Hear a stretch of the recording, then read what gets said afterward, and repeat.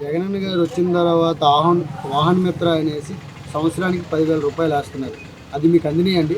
అందినాయండి, 5 సార్లు అందినాయి. దేనికంటే fitness, insurance పెట్టుకుని జాగ్రత్తగా తోలుకోమని ఆయన వేస్తున్నాడు. ఇచ్చిన 10,000 రూపాయలు కూడా మళ్ళీ లైఫ్ ట్యాక్స్ కింద మళ్ళీ జగన్మోహన్ రెడ్డి గారు రోడ్ ట్యాక్స్ అని మళ్ళీ రిటర్న్ తీసేసుకుంటున్నారని చంద్రబాబు నాయుడు గారు వ్యాఖ్యానం చేస్తున్నారు. అవన్నీ అపోహలు. అసలు అట్లాంటి లైఫ్ ట్యాక్స్, ఇన్సూరెన్సు, థిక్నెస్ అనేది ఎవరికైనా మేము రోడ్డు మీద బతుకుతున్నాం. బేక్ ఇన్స్పెక్టర్ వచ్చి మమ్మల్ని ఆపుతాడు. అవి కరెక్ట్ చేయించుకోండి ఆయన వేసాడు, మేము చేయించుకున్నాం. ఆయన 10,000తో కాగితాలు. మరి ఇన్సూరెన్స్ 7,000 కట్టాలంటే కట్టలేం కదా, అది కట్టి బ్రేక్ చేసుకుని రోడ్డు మీద తిరుగుతున్నాం. బెండింగ్ పడిన ఆయన వేయకముందు మేము 2-3 సంవత్సరాలు బ్రేక్ చేయించలా. బేక్ ఇన్స్పెక్టర్ వస్తుంటే సందులో బొందులో పరిగెత్తేవాళ్ళం. ఇవాళ ధైర్యంగా ఆయన డబ్బులు పెట్టి శుభ్రంగా తిరుగుతున్నాం. అన్నీ ఉత్త అపోహ కల్పనలు. చంద్రబాబు నాయుడు ఏనాడన్నా ఆటోలో పట్టించుకున్నాడా? ఆన్లైన్లో మేము రన్నింగ్లో ఉండగా కేసులు కొట్టేవాడు. 1000, 500, 800 పోలీసు వాళ్ళు కానీ ఈ వీళ్ళు కానీ అలా మాకు తెలియకుండానే ఆన్లైన్లో వచ్చేసాయి.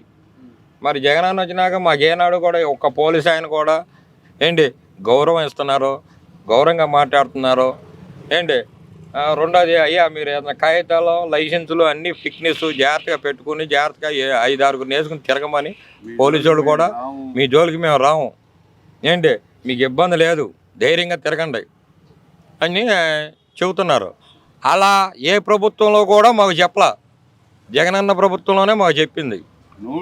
జగన్మోహన్ రెడ్డి గారు ఇంకా సంక్షేమ పథకాల విషయంలోనే అభివృద్ధి చేశారు, అదే సంక్షేమ పథకాలే ఉన్నాయి, అభివృద్ధి చేయలేదనేసి టీడీపీ ప్రభుత్వం కానీ జనసేన ప్రభుత్వం కానీ వాగ్దానం ఇస్తుంది. మీరు ఈ సంక్షేమ పథకాల్లో కానీ మీ పిల్లలకు కానీ ఎంతవరకు లబ్ధి పొందిందంటారు? మాకు అన్ని రకాలుగా లబ్ధి పొందామండి. ఇంకో విషయం ఏంటంటే, ఏ ప్రభుత్వం కూడా ఆటోలను కానీ వీళ్ళని కానీ పట్టించుకుని ఎరగదు ఏంటి. మరి ఆయన పట్టించుకున్నాడు. ఆ రోజున పాదయాత్రలో ఒప్పుకున్నాడు, నేను విన్నాను, నేను చూశాను, నేను కన్నాను మీ బాధలని. మమ్మల్ని అట్టాగే ఆదుకుంటున్నాడు. ఇంకోటి ఏంటంటే, రోడ్లు అంటావా, ఇప్పుడు 3 సంవత్సరాలు కరోనా వచ్చి నానా బాధలు పడ్డారు.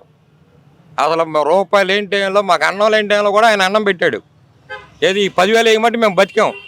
బియ్యం ఇచ్చాడు ఏంటి, సకలాభరణాలు అందించాడు. మరి ఆ టైంలో ఆయన తప్పితే మమ్మల్ని కాపాడినోడు ఎప్పుడు లేడు. చంద్రబాబు నాయుడు గారు వచ్చిన తర్వాత అన్నా క్యాంటీన్ అనే పేరుతో చాలామంది ప్రజలకు అన్నం పెట్టాను, జగన్మోహన్ రెడ్డి గారు వచ్చిన తర్వాత తీసేశారు, చాలామంది ప్రజలు రోడ్డు మీద పడ్డారని ఆరోపణిస్తున్నారు. అది ఎంతవరకు కరెక్ట్ అంటారు? ఏమండి, అన్నా క్యాంటీన్ పెట్టింది 5 రూపాయలు భోజనం ఎవరికి పెట్టాడు? ఏదో ఉండోళ్ళకి, అక్కడ ఉన్న సిటీలో ఉండోళ్ళకి పెట్టాడు, పల్లెటూరు వాళ్ళకి పెట్టలేదు కదా. ఇప్పుడు మా పరిస్థితి ఏంటి, మేము రెక్కాడితే డొక్కాడేవాళ్ళం ఏంటి. మమ్మల్ని మంచి చెడు చూసింది ఆయనే.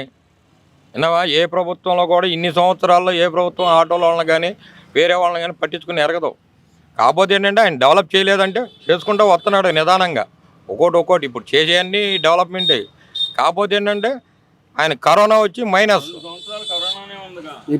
ఇప్పుడు స్థానిక ఎమ్మెల్యే గారు మా రమేష్ బాబు గారు ఆటో వాళ్ళకి జగన్మోహన్ రెడ్డి గారు చేసిందే కాకుండా ఈయన ఏమైనా మీకేమైనా తోడోడు వాదోడుగా ఏ రోజైనా మీకు తమ్ముళ్ళు మేము ఉన్నాను, మీకేం పర్లేదు అని ఆటో తోలుకోండి పర్లేదు అని చెప్పారా మీకు?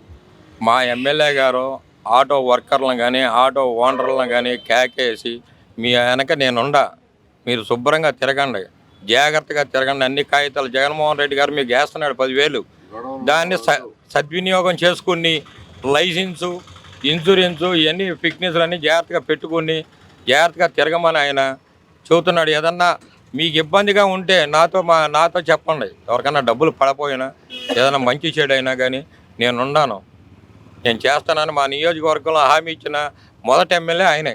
ఈసారి జగన్మోహన్ రెడ్డి గారికి ఎన్ని ఓట్లు వస్తాయి అనుకుంటున్నారు? 175, 170 వస్తాయని పక్కాగా చెబుతున్నాం మేము.